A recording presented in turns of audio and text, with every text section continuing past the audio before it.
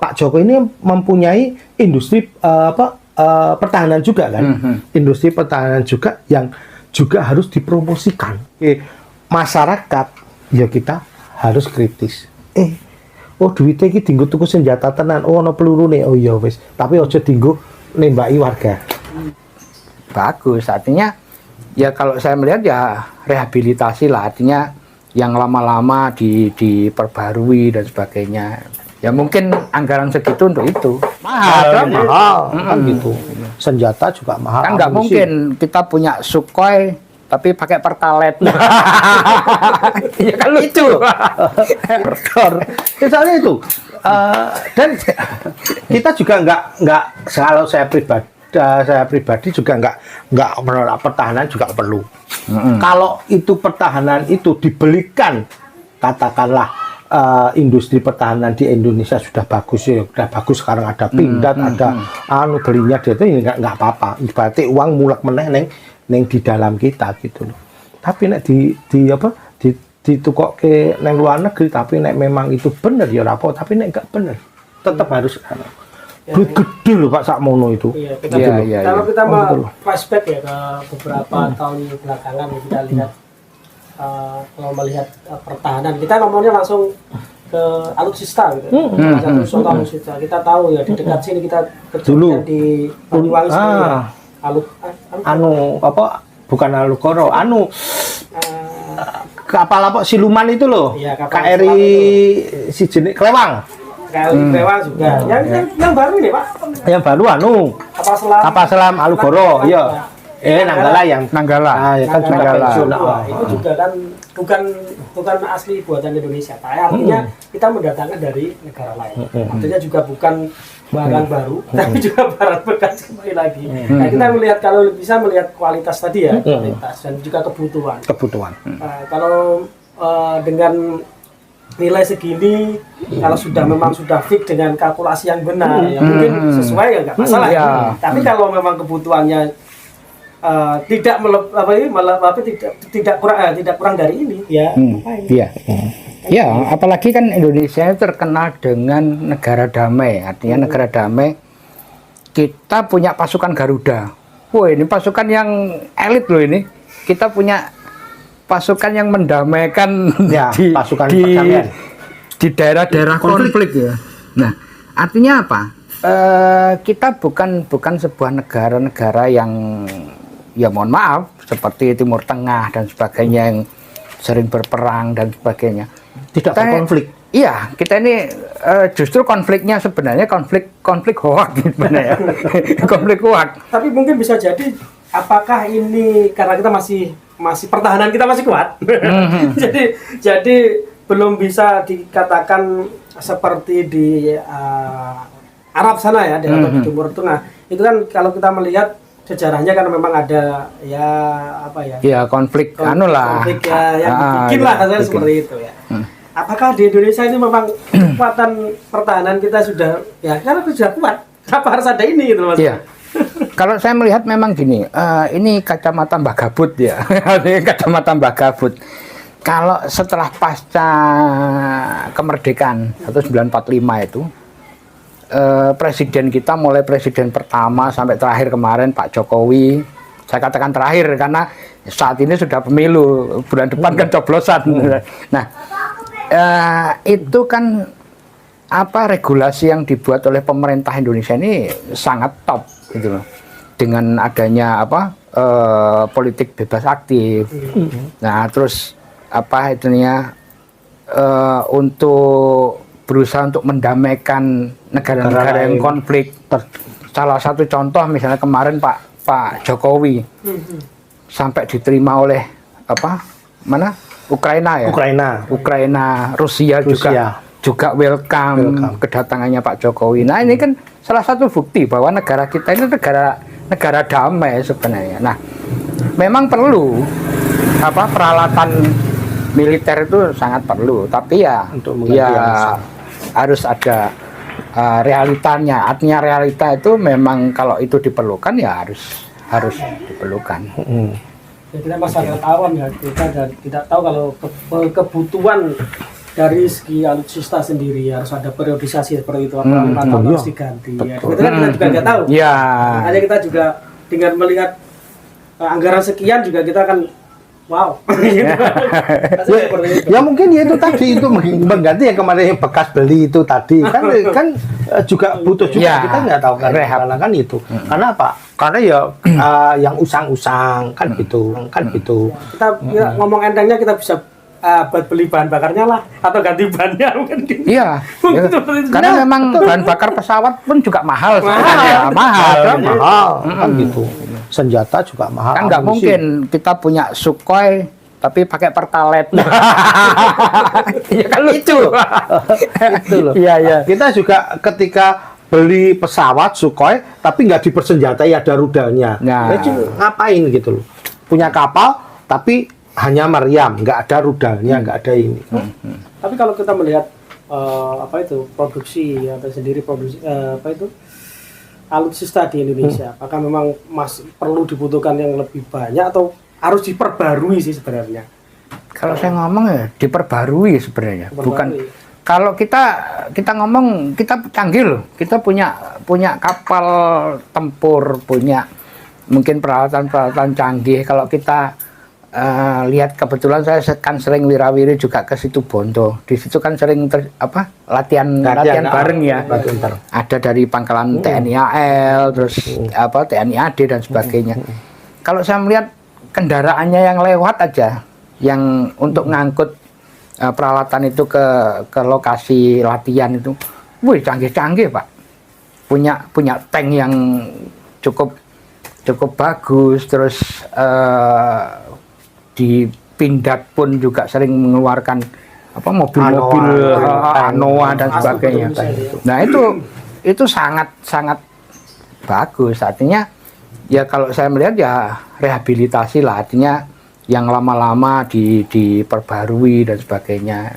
Ya mungkin anggaran segitu untuk itu bisa jadi. Itu dari segi alutsista. Kalau kita melihat dari serangan pertahanan lainnya ya, mungkin sekarang adalah di dunia digital, itu seberapa berpengaruh atau dampaknya seperti apa kalau ini sampai terjadi di negara kita mungkin?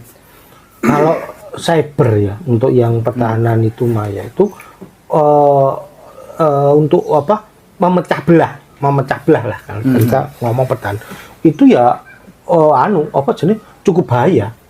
Contoh aja Pilpres yang kedua kemarin dengan kampret yang 2019 ya kadrun kampret kan kayak gitu. Itu bahkan sampai masuk ke ranah keluarga. Iya kan? Bahkan kakak beradik pun beda pendapat, beda sudah kayak gitu. Itu gara-gara cyber, gara-gara ya termasuk dunia. Apalagi ketika kemarin kita kena Covid 2 tahun ya. Fokus 3 tahun. Nah, 3 tahun 2 tahun atau ya 3 tahun itu fokus ke HP semua. Dulu yang kita tidak konsentrasi ke HP atau ke dunia maya, jadinya itu semua kan gitu. Mak-mak yang dulunya gibahnya sekarang pindah ke HP. Kan kayak gitulah. Ketika itu dimasuki kayak gitu, kemarin berhasil, berarti Indonesia memang ini ada celah untuk dipecah belah lewat itulah. Benar Mahawan tadi, pertahanan itu ya harus dari masyarakat itu tadi. Kalau yang dulu dipecah belah dengan soal makanan, soal apa, sekarang bisa jadi dipecah belah dengan cara hal lain. Karena apa? Kaum milenial sekarang itu kalau diomongi itu ya gini nggak percaya karena dia nggak melakukan sendiri kan gitu loh. Dia lebih percaya dengan itu. Diberitahu orang tua kadang-kadang nggak percaya. Kecuali dalam hal yang tertentu, dalam hal agama, dalam hal ini. Tapi ketika hal-hal yang termasuk politik, termasuk ini, dia akan lebih mencari data-data yang di luar itu. Nah, ketika itu juga butuh pertahanan. Meskipun orang Indonesia balik lagi tadi Pak, NKRI nomor 1. Ya, benar dipecah dalam hal bal-balan, sepak bola, dalam hal ini.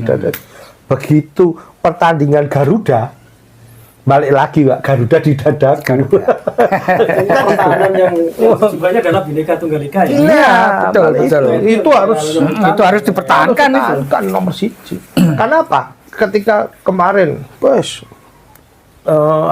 masalah reok diklaim Malaysia. Gitu.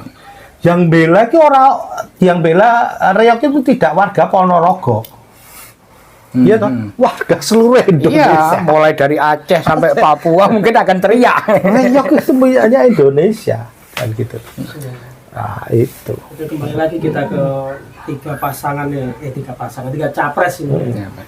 Ini kalau melihat track recordnya dari kepemimpinan di sektornya masing-masing atau pos-posnya masing-masing, kita lihat kan memang dua di antara dari tiga ini memang sudah menduduki jabatan pimpinan di daerah. Iya. Nah, yang satu mungkin di kalangan Di militer. militer. Kalau melihat mungkin seberapa besar mungkin nantinya implementasi dari pengalaman kepemimpinan di daerah terus mimpin di negara mungkin seperti apa? Iya. Saya pikir kalau baik itu, kalau yang non militer itu kan yang paslon nomor 1 sama 3 ya. Kalau yang 2 kan memang dari backgroundnya militer. Nah, saya yakin beliau-beliau ini juga punya mekanisme untuk mengorganisir negara ini sehingga dia punya sebuah kekuatan militer. Nah, karena dari 3 paslon ini itu kan banyak juga yang purnawirawan TNI itu berada di paslon 1, paslon 2, paslon 3 itu banyak sekali. Nah, saya yakin beliau-beliau ini pasti akan memberikan sebuah masukan. Gini loh sistem pertahanan di kepemimpinanmu itu kan seperti ini dan sebagainya. Nah, Ada bocoran. ya pasti karena saya yakin mereka pun juga punya kepentingan yang sama dengan kita ya, sama-sama membela Indonesia, NKRI, harga mati itu pasti gitu loh. Kalau dari Pak Andi sendiri mungkin melihat itu seperti apa? Kalau melihat Ganjar ya, Pak Ganjar itu kan di Jawa Tengah ya, terlepas dari mungkin pasangan yang nomor 2 kan sudah ya sama-sama di Jawa Tengah tapi di bawahnya lagi. Nah, kalau yang satunya kan sudah mantan DKI Jakarta. Kalau dari melihat dari beberapa historis yang sebelumnya juga sama dari bawah ke atas. Nah, jadi melihat ini ada perbedaan ini. Nantinya apakah peran-peran itu nanti akan sama atau mungkin lebih baik lagi atau seperti apa? Kalau melihat dari track record dari 3 ini. Kalau saya melihat dari track record ketiga ini ya sebenarnya untuk yang sebenarnya hampir sama yang kemarin ya. Karena di Indonesia itu kan untuk masalah politik ini kan meh belajar ini berhasil ini akan dilanjutkan kan kayak gitu. Tapi ya juga benar Mawan tadi bahwa 3 ini sudah punya background sendiri-sendiri. Paslon 1 dia akademisi, dia pernah jabat rektor, berarti otomatis dia pernah menjabat pucuk pimpinan di bawahnya untuk akademisi. Terus yang kedua birokrasi ya pernah di gubernur. Untuk 2 meskipun dia birokrasi belum, tapi dia sudah punya jabatan ketika di militer dan sampai Pangkostrat dia punya jajaran di bawahnya juga anak buah dalam memanage itu kan dia memanage ibaratnya dalam kata manusia ya. Di militer kan juga prajurit kan juga manusia. Kemudian ketika di pasien itu mahasiswa kan juga manusia kan itu. Apalagi di Pak Ganjar dia juga pernah gubernur. Jadi nanti ketika ketiga ini siapapun yang kepilih, dia kan nanti kan punya ibaratnya punya bawahannya. Menteri-menteri, membantu kan gitu, membantu Menhankam ini nanti siapa, pangatnya siapa kan kayak gitu, itu nanti jajaran ditambah lagi nanti tadi punya mungkin staf ahli untuk jajaran untuk militer. Karena kalau saya melihatnya masih positive thinking. Kalau memang anggaran itu sebesar itu nanti katakanlah nanti realisasikan bentuk fisik ini, realisasikan non fisik untuk mungkin ini, kan kayak gitu. Kalau realisasi fisik pun, saya melihatnya di Indonesia itu kan ya masih ada Pak Jokowi ini mempunyai industri pertahanan juga kan, industri pertahanan juga yang juga harus dipromosikan, kan gitu. Nah, kita nggak mungkin jual memproduksi ini untuk kita sendiri kan nggak mungkin. Nah, ya negara dijual ke negara lain kan gitu loh. Seperti Anoa itu jadi untuk tentara PBB kan promosi di sana. Pesawat kemarin CN235 yang versi ini kayak gitu itu. Ya bisa jadi mungkin kalau itu nanti anggaran itu diberikan secara fisik ke perusahaan Indonesia, ya uang balik kembali lagi, gitu aja. Tapi yang penting kita sebagai masyarakat, ya kita harus kritis. Duitnya iki dienggo tuku senjata tenan, ono pelurune, oh iya wis. Tapi aja dienggo nembaki warga. Ya. Ya itu ya. Kalau bisa seperti berarti kalau kita ambil kesimpulan, bukan kesimpulan ya. Kalau kita ambil hematnya dari keterangan Mas Andi tadi, kalau bisa kita keluarkan, kita juga dapat pemasukan. Seperti itu. Kita tunggu kiprah 3 masing-masing setelah 14 Februari. Ngopi lagi.